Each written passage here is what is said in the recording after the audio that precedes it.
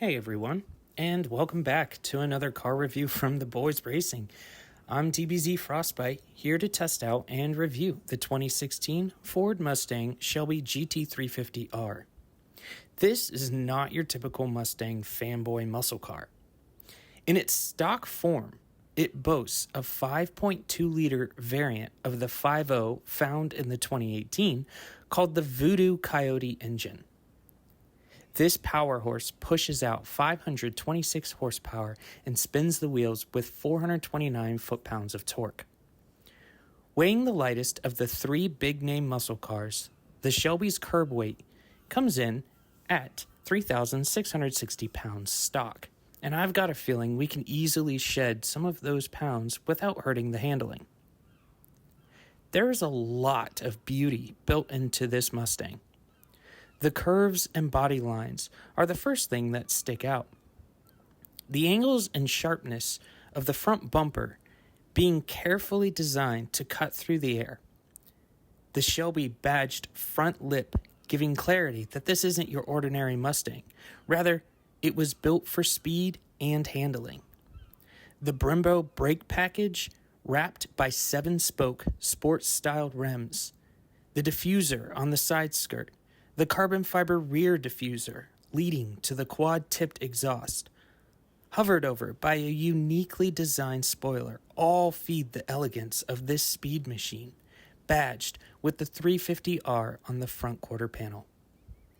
But enough of me talking. Let's hear this thing rip through Mexico as we give it a first test drive.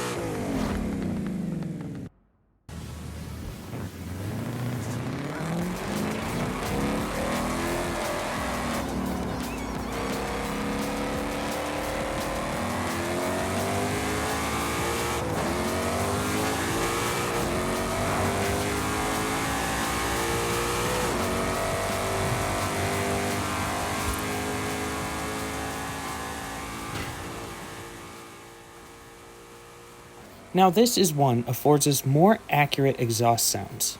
The Shelby GT350R still uses a Ford-developed motor, and that iconic coyote grumble is still audible in this sound capture.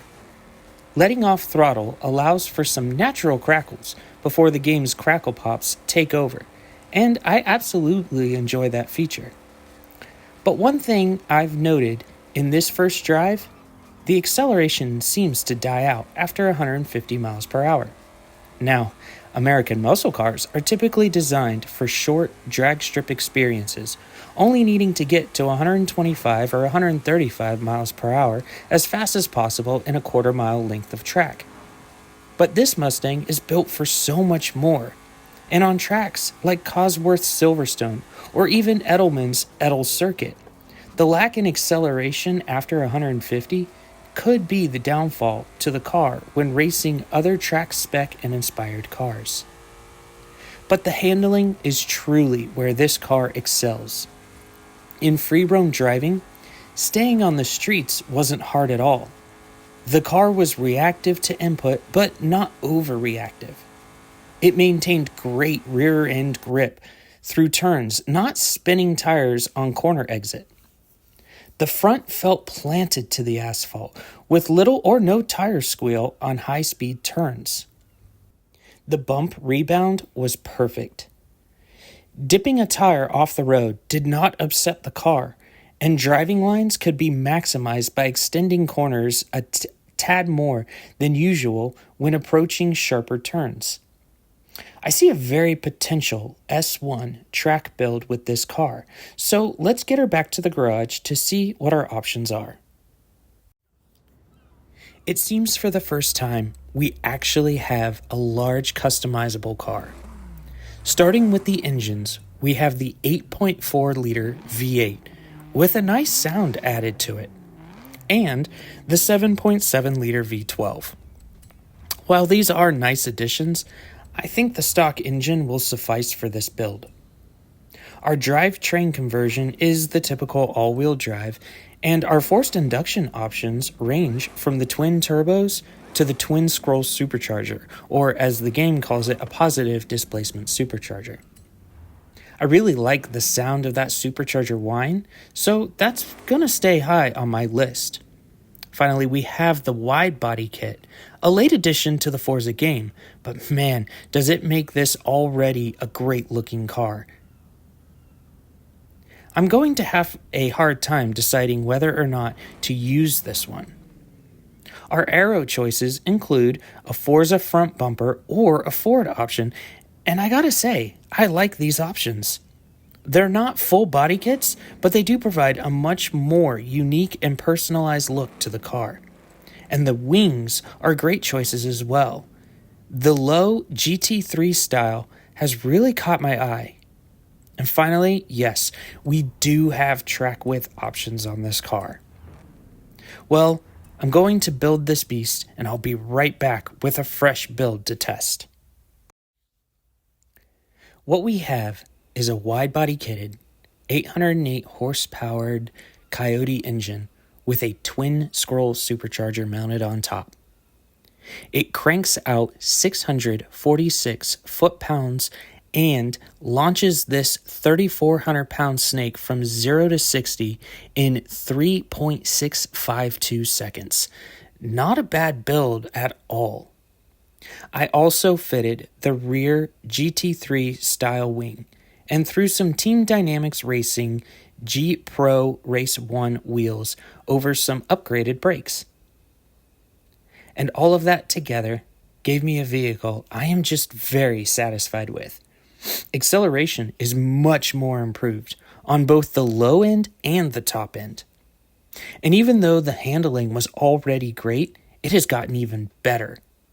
A quick test drive across the streets of Mexico was one of the most satisfying drives I've had in this game in a while. I was able to cruise comfortably, but also free roam race some other players and feel very relaxed either way. So let's take this Ford onto Dijon Pernois and Nola and see how she rates. On Dijon Pernois, the Mustang had a bit of a hard time maintaining grip on some of the tighter turns. High gears were needed on exit to avoid rear-wheel traction loss.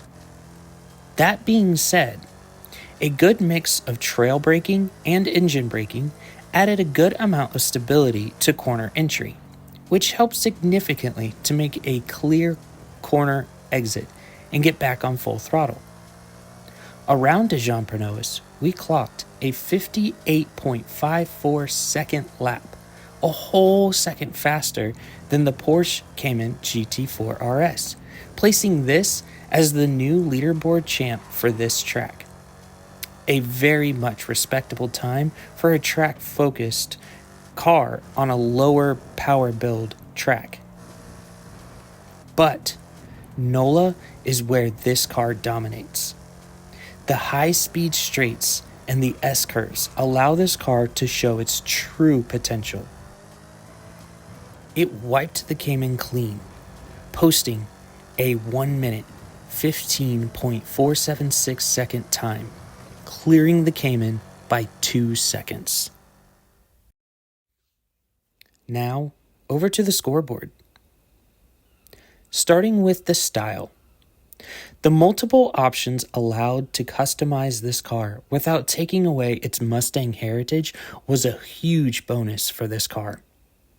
The wide body alone gives this such a sleek and clean look. I enjoyed driving it around Mexico. And that's saying a lot from a guy who was never a big Mustang fan. This car is getting a near perfect with a 9.5 in style. Competitiveness, likewise, makes this a great custom adventure car and high on the list of usable cars for endurance competitive scenes. That has earned this an 8. Finally, the fun factor. And simply put, it's fun to drive. Clean, easy, and powerful, this one is earning our first ever 10. Leading us to a grand total of 27.5. And with that, the Mustang Shelby GT350R takes a clean sweep in dominating all 3 leaderboards for our car review series. I hope you all have enjoyed this video. Let me know in the comments if this Ford honored the Shelby name with this car. I have also included the share codes for the tracks in which I tested this car on. Feel free to take your own Shelby on there and let me know in the comments what times you're posting. Well, be sure to like and subscribe and share this video. You can join our Discord in the link below, and, well, as always, safe driving.